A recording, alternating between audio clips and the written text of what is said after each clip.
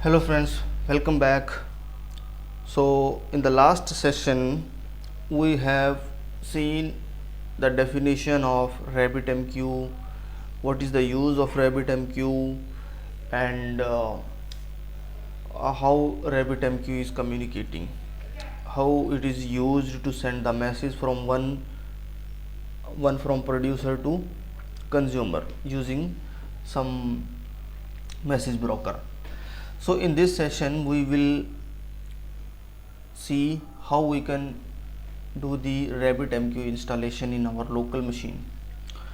So as we have already discussed, RabbitMQ is written on ER programming language. Before to install RabbitMQ, we need to install Lang programming language, Erlang. So so the very first step, you can update your system repository first. So yeah, I'm just opening my command prompt and you can just update your system repository. You need to give your system password.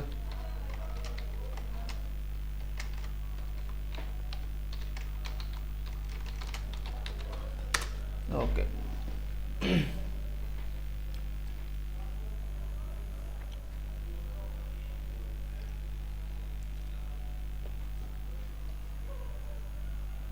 Yes. Okay, so this update is successfully done. Now you can install that manually. Either first you install Erlang, then you install the RabbitMQ. But there is a very easy way. You just simply follow the second one. First we have to update our system repository. We have updated, and before to that, if you see, if already RabbitMQ is installed in your machine, you can remove that first if you want. If you don't want, that is okay, that is your choice. In my system RabbitMQ is already there.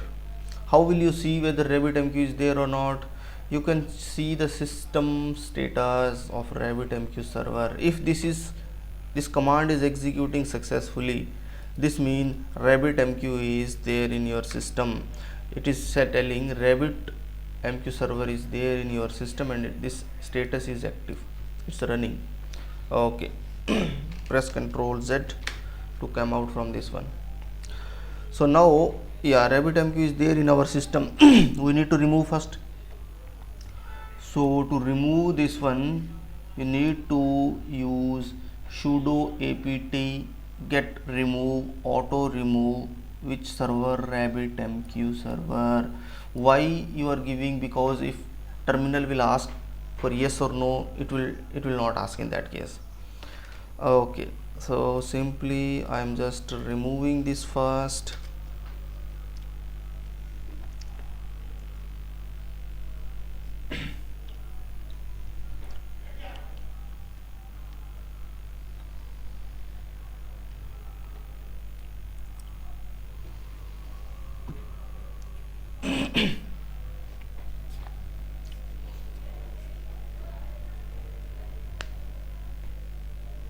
Okay, removed.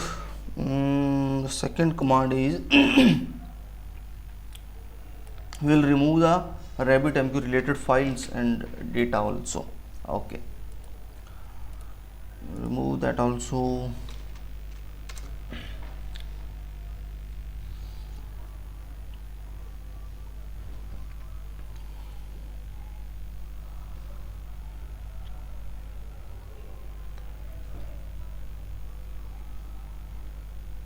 Okay, it's removed. So now just clear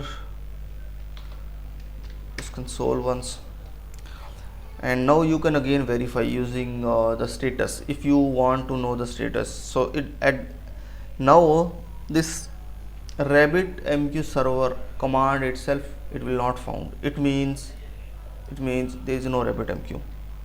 See, unit RabbitMQ server dot service could not be found, means this script file is not there at all. Okay, now we need to install it. So first we need to update our system. Anyway we have done already, but you can do, no issue. It's not a big issue because I have removed some of the files, so that's why I am doing again. Okay, so clear it. Now the next thing, you can copy the RabbitMQ script file into .sh file. The script you can find from this URL. So go to this one,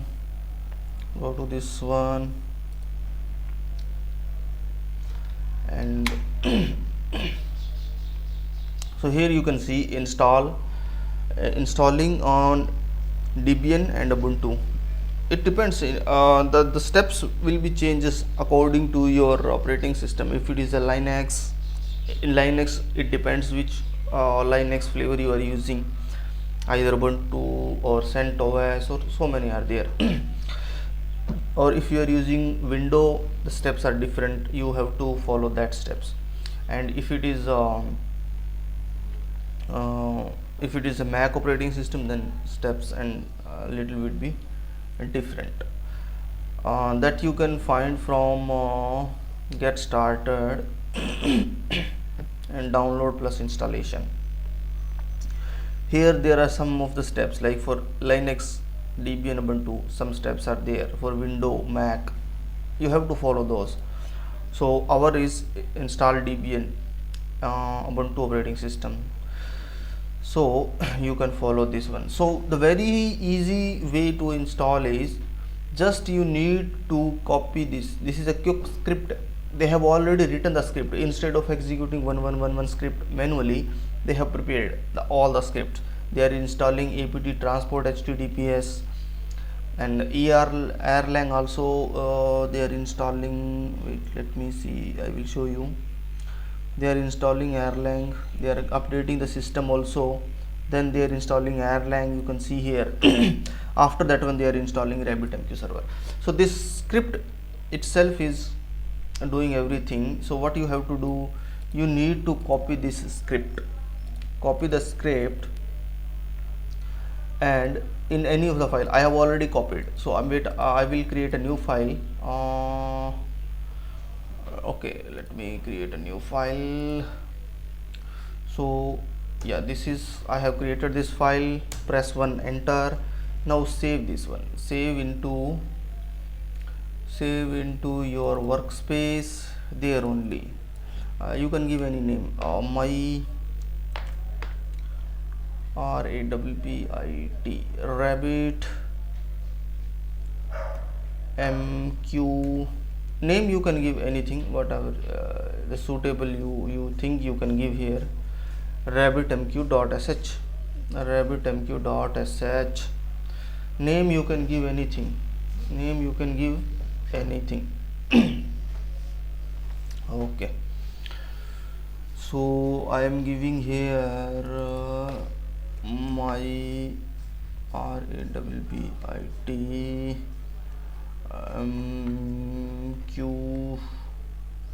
RabbitMQ setup.sh.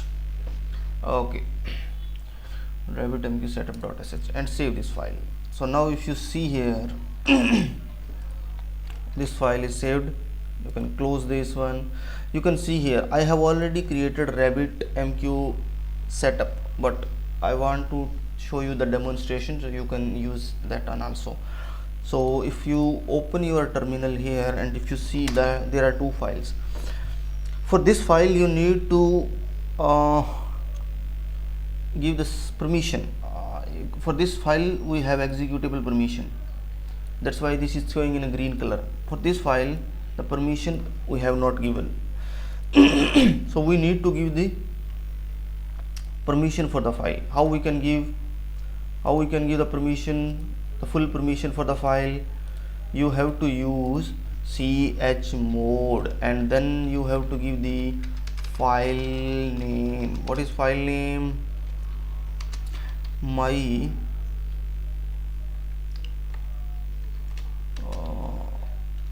Okay, you do one thing, you don't want to type, then press my and tab key, it will automatically come. Now if you again you see the ls, both are coming in a green color. Blue color, that is a folder.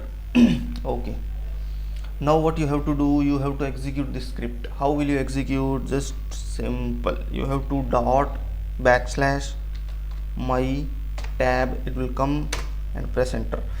It will installing your RabbitMQ. Very easy, very easy. Okay, the installation is going on. You have to wait for some time until it is finishing the download, and then you just have to install one plugin in your RabbitMQ server. Your server will be ready, you can use. Okay, let's wait. It depends your system and plus your network, how fast you use internet, because it will download from some Ubuntu archive, some repository, it is downloading the files. So this need internet, and internet depends in your bandwidth, how fast your internet is.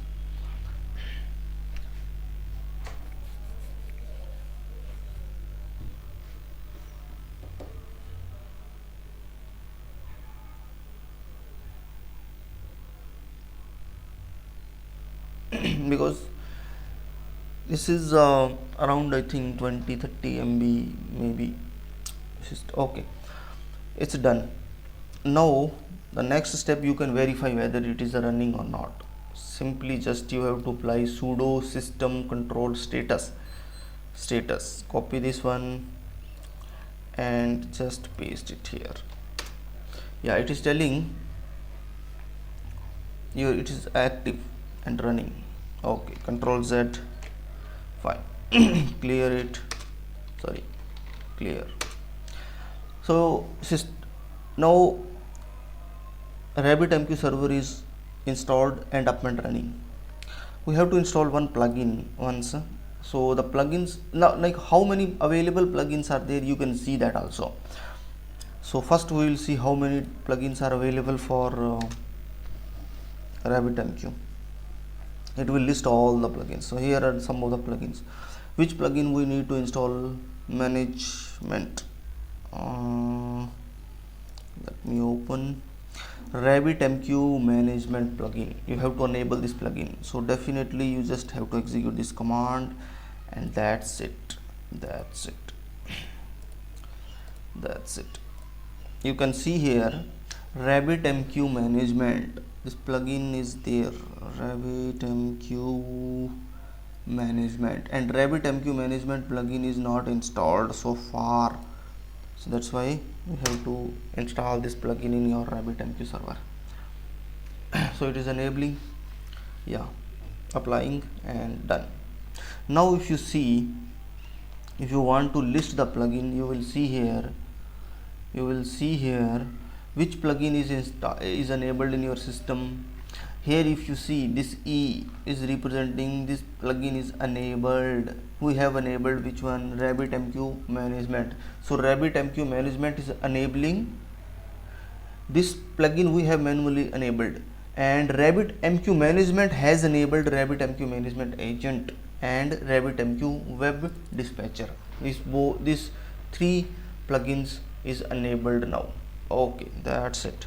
Now you can clear this one, and you can close this terminal, and where you will verify, you have to verify your RabbitMQ dashboard using localhost 15672 port number.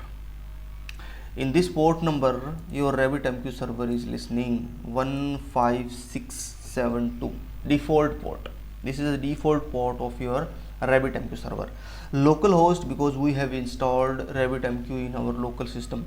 If you are installing in AWS or Google Cloud or any other Azure cloud, So that server IP address you have to give, and in that server IP address you can give this same port 15672. It will be listening on this port only, the default. And this one, when you open this URL, I will show you. When you open this URL, so this is asking username and password. So the default username and password is a guest and guest, guest and guest, GUEST, guest. Username and password is a guest and guest. See, default username is guest and password is guest. So you can log in. You can log in now. Guest and guest. Yeah, it's logged in. It's logged in. So here, if you see, there is a exchange and queue. We have seen in the last session what is exchange, what is queue. So we will, in the next session, we will do one practical lab in this dashboard. Then we will do the same thing in our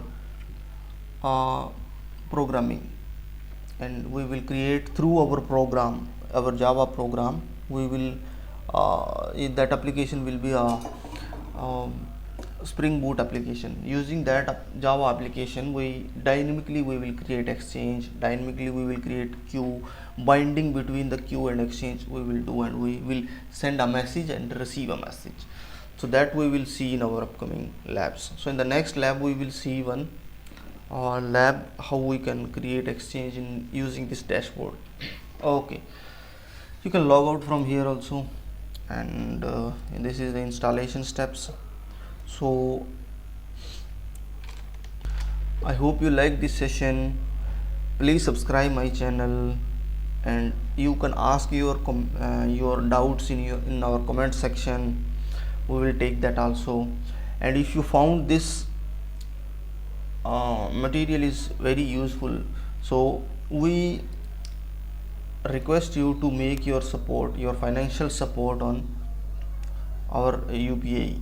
Using UPI you can do, or you can do via bank transfer also. So thank you and have a nice day.